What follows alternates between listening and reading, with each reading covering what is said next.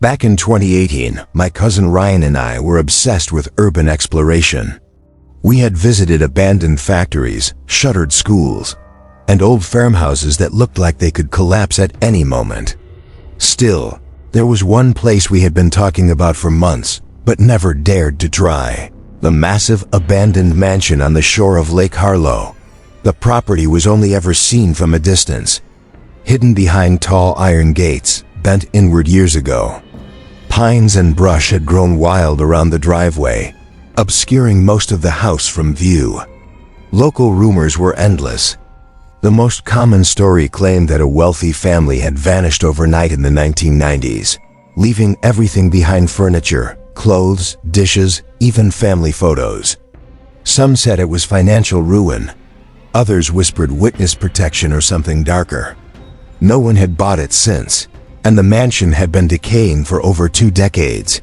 Ryan and I parked at a hiking trailhead, about half a mile away, and walked through the woods to avoid detection. The mansion loomed through the trees as we approached, 3 stories tall. Wide wraparound porch, peeling paint, and sagging porches. The back door was unlocked, and the moment we stepped inside, the air changed. It was still heavy with the smell of dust and the lake. The kitchen looked frozen in time.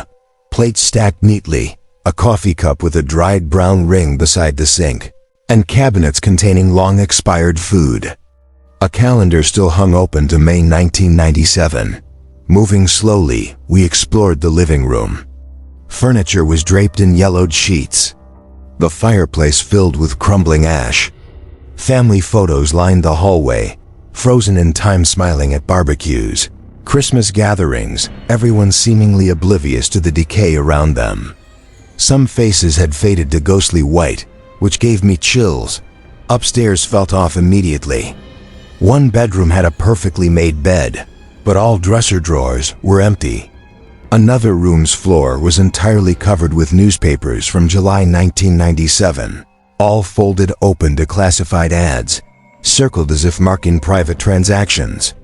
The master bedroom was the eeriest, heavy curtains drawn, windows boarded from the inside, a rusted padlock on the closet, and scratches on the floor. Someone had clearly tried to drag something heavy out. Ryan wanted to force the closet open, but I stopped him. We had no tools and didn't want to break anything in a place that felt off. He suggested we check the basement before leaving.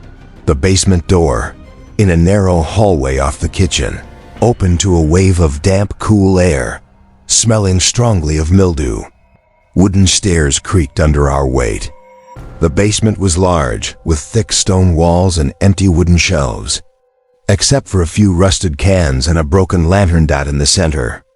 Illuminated by our flashlights were 5 mismatched chairs arranged in a perfect circle. Unlike everything else, they were not dusty, they looked recently used.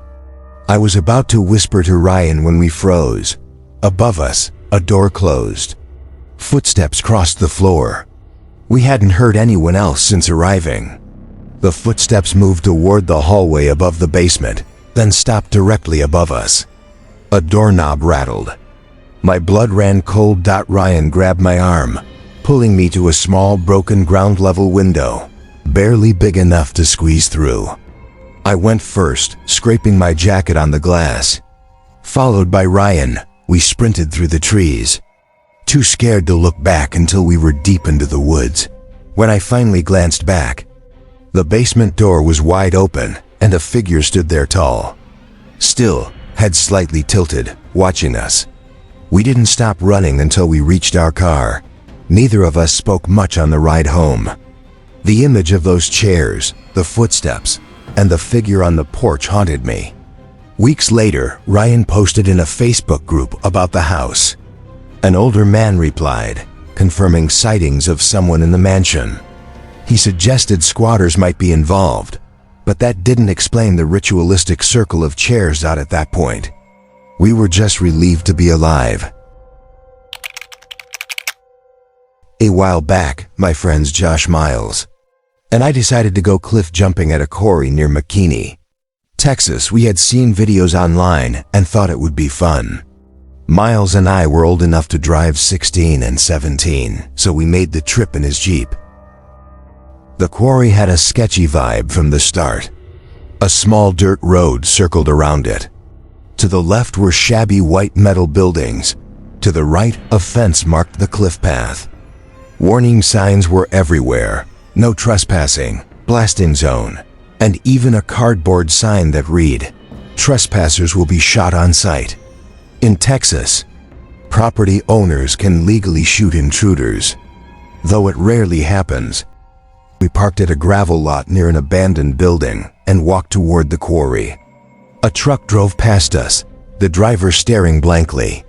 It was unnerving, but didn't stop us. Astor first explored a smaller cliff, noticing a large snake in the water, so we moved deeper into the quarry. After some cliff jumping, we reached a bigger cliff about 35 feet high.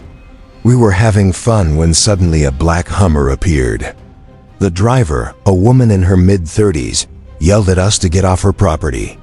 She demanded we follow her and terrifyingly said, "John, get the gun."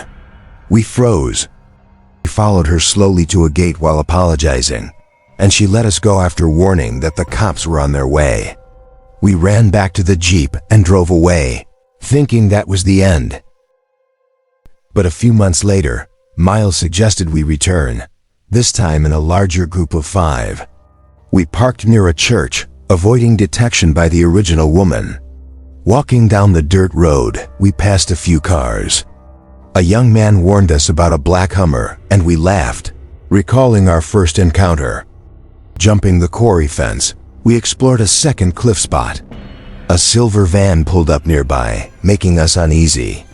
Then we heard gunshots, close and loud, 8 in total. The quarry exit was far, and we ran toward it, hearts racing. Pure luck saved us. The young man from earlier offered a ride, getting us safely out of the property. After that day, none of us ever returned. The experience was terrifying, the sense of being hunted and in mortal danger unforgettable. Even thinking about it now makes my heart pound.